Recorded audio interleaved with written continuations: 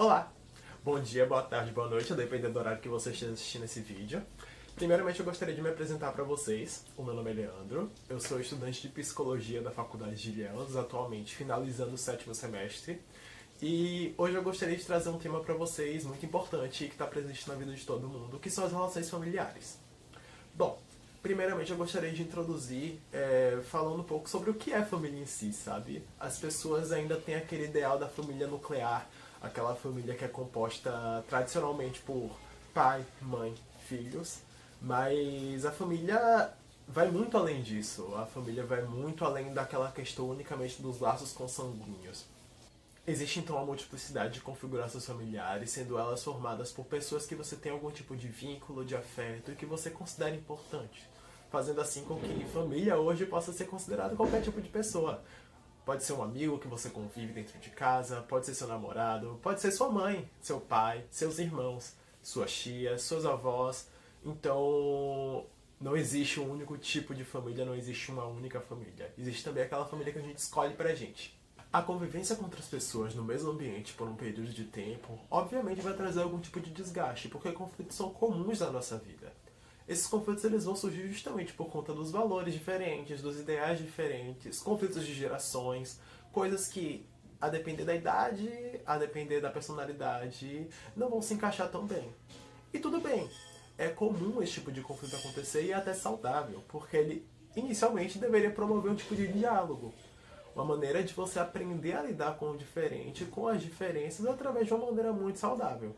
O que acaba não ocorrendo diversas vezes. Lidar com pessoas de uma forma geral é algo que implica em conflitos, porque pessoas, em sua pluralidade, em suas histórias de vida diferentes, acabam moldando seus valores, suas ideias, seus sonhos, seus pensamentos de futuro e de presente de maneiras diferentes entre um e outras. É comum que a gente consiga encontrar aquelas pessoas com afetividade maior e tudo mais, mas ainda assim ninguém é 100% igual. As pessoas ainda têm suas individualidades e essas individualidades precisam ser respeitadas.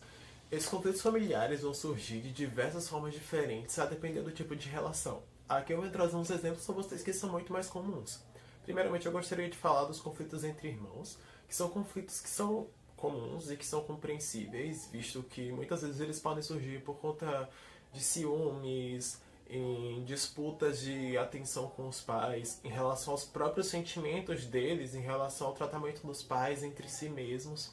Se tratando do conflito entre irmãos, o diálogo e a compreensão das demandas daquelas crianças é algo necessário para os adultos, porque conversando com eles e fazendo com que eles se entendam, o ambiente vai se tornar um pouco mais leve, um pouco mais prazeroso e muito provavelmente as brigas irão se reduzir, porque compreendendo a demanda deles e entregando o que eles querem, lógico que com seus limites, a depender do que seja, eles vão se sentir muito mais livres para se expressar, eles vão se sentir muito mais livres para se mostrar, já que eles não vão estar sendo repreendidos em relação àquilo que eles sentem.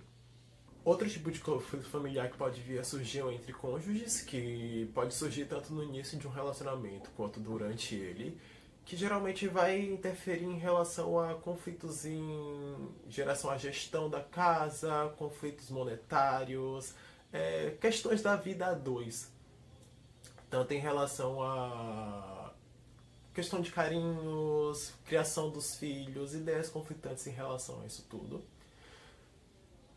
E outro conflito que pode vir a surgir é o conflito em relação à saúde.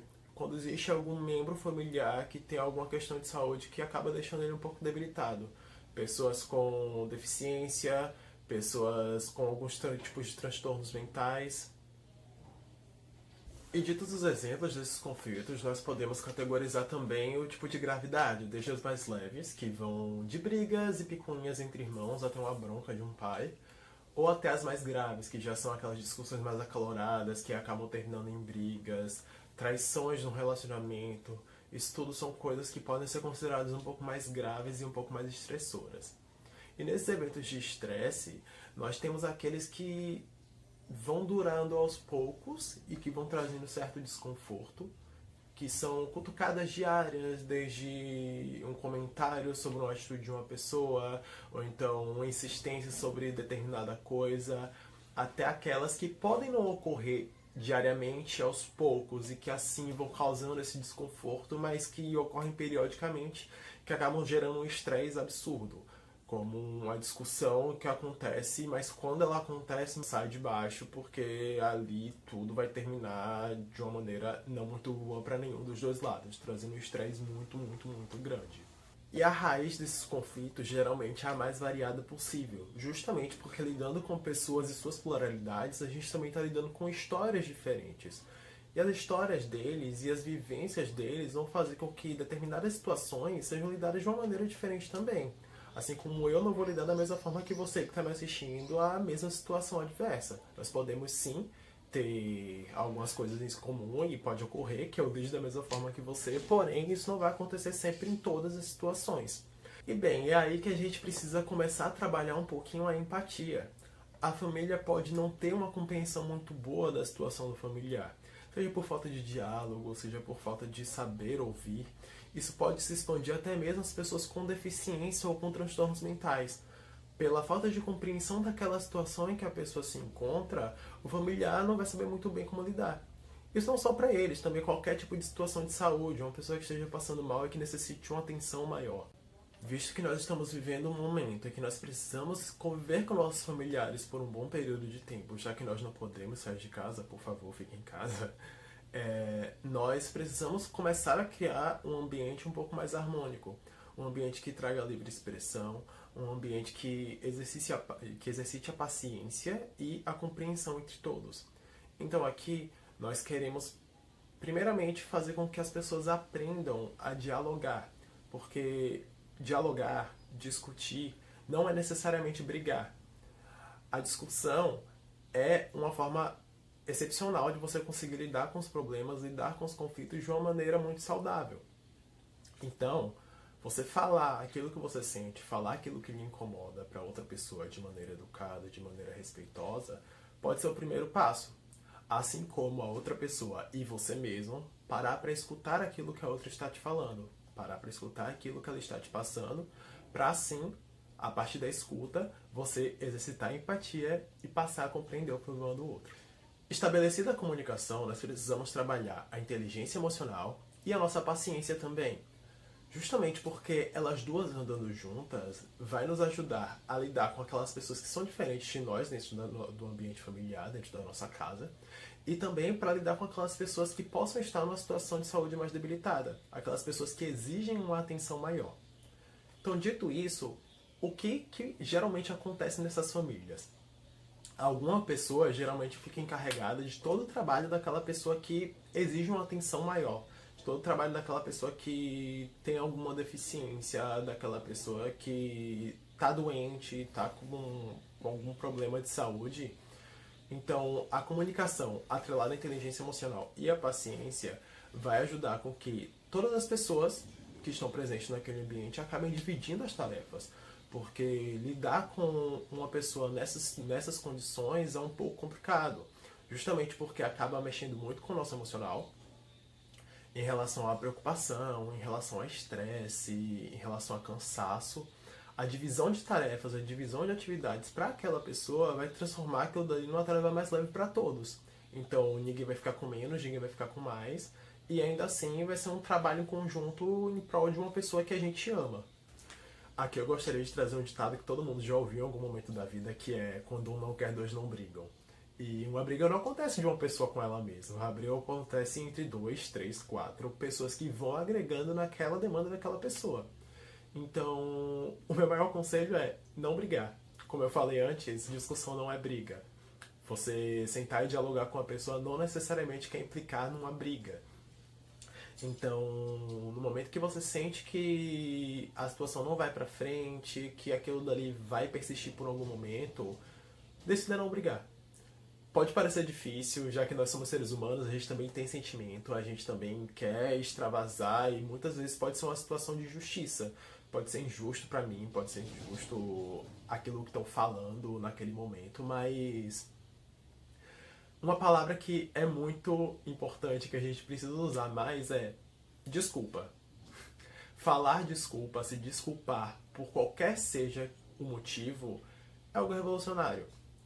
Principalmente porque a pessoa também pode estar na razão dela. Então, assim, por mais que você se sinta incompreendido, ela tem algum motivo para estar se sentindo daquela forma. E se ela se sente daquela forma, é porque tem alguma coisa em você que não a agrada. Então, a partir daí, você se desculpar é simplesmente colocar um ponto. Você vai pedir desculpas e a pessoa decide se ela quer continuar brigando ou não. E se ela quiser continuar brigando, ela pode acabar brigando sozinha. Você não precisa fazer parte disso. Então, após o tempo de acaloramento, da pessoa, sentar e fazer aquilo ali que eu falei antes. Conversar, expor os pontos, esperar que elas ponham os pontos dela. E a partir daí, se você vê que no diálogo está tudo sendo resolvido, ótimo. Mas uma coisa muito importante, a gente também precisa olhar para nós mesmos. A gente precisa parar e analisar nossas atitudes e ver. Poxa, será que realmente eu sou unicamente um injustiçado? Será que eu não estou fazendo alguma coisa que está causando desagrado na situação toda? Porque ninguém vai brigar por nada. Algum ponto ali naquela pessoa é uma realidade para ela. Assim como alguma coisa que te desagrade também é uma realidade para você e que pode não ser enxergada por ela. Então, todos nós estamos na mesma posição. Estamos todos na posição de julgamento e que muitas vezes o julgamento do outro é algo que eu não consigo enxergar em mim. Então, ter um pouco de humildade, parar e olhar para si mesmo, apontar para si mesmo e falar: não, cara, eu posso ter feito isso, sabe? Eu posso ter errado.